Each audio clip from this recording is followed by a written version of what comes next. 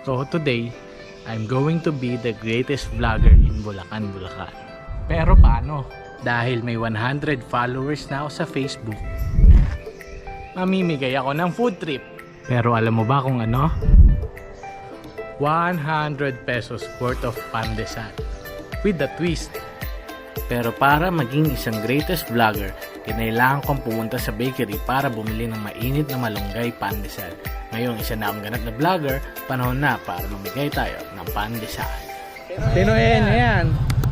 Gusto mo 20 pandesal? 20, pamilya yan. 1 minute ha? 1 minute. 3, 2, 1, go! Oh!